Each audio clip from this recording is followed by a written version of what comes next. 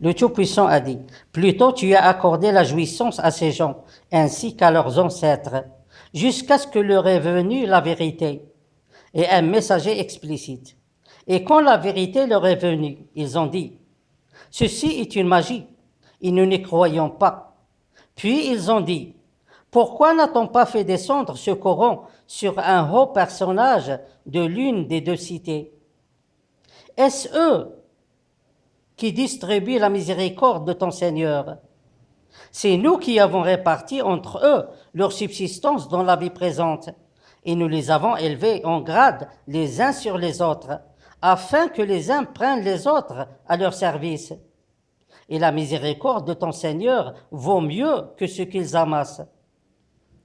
Dieu Tout-Puissant choisit ses honorables messagers pour transmettre son message aux gens et leur montrer le chemin droit, et aussi pour avertir ceux qui profitent de la subsistance de Dieu Tout-Puissant, et en même temps il nie son bienfait sur eux d'un dur châtiment. Mais le plus important travail des honorables messagers de Dieu consiste à combattre les faux seigneurs qui sont dans le ciel et à exposer et montrer leurs mensonges et leurs tromperies aux gens, et à exposer la vérité de ceux qui les suivent et qui font égarer les gens du chemin droit, tels que les gens de la religion, toutes les religions et sans exception. Alors ces religieux et qui défendent leur religion et leur connaissance, en réalité, ils ne défendent que eux-mêmes et ne protègent que leur mode de vie et ce qu'ils ont acquis. Ils suivent la religion et les connaissances de leurs anciens pères, mais ils ne possèdent aucune fidélité et aucune croyance propre. C'est-à-dire qu'ils ne suivent pas les messagers et le message de Dieu, mais ils suivent ce qu'ils prétendent être un message venant des messagers à l'époque de leurs anciens pères.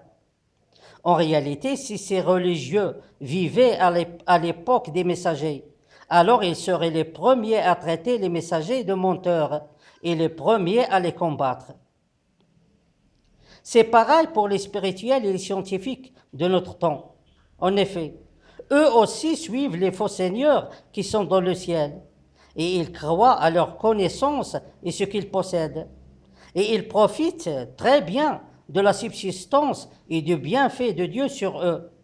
Mais quand Dieu Tout-Puissant leur envoie ses honorables messagers pour leur montrer la vérité et la source de ce bien, de ce bienfait ou de ce bien, alors ils refusent de croire au message et commencent à combattre les messagers. Puis ils insistent que chaque bien arrive de leurs faux seigneurs qui sont dans le ciel.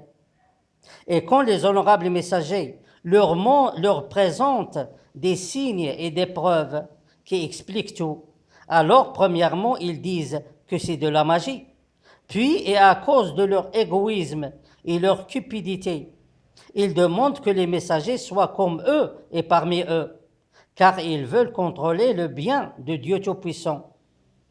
Et s'ils possédaient vraiment des esprits qui comprennent, alors ils auraient su immédiatement que cet égoïsme et cette hypocrisie et cette tromperie est une preuve convaincante qu'ils sont sur le mauvais chemin et qu'ils ne croient à aucune divinité et ne suivent rien du tout.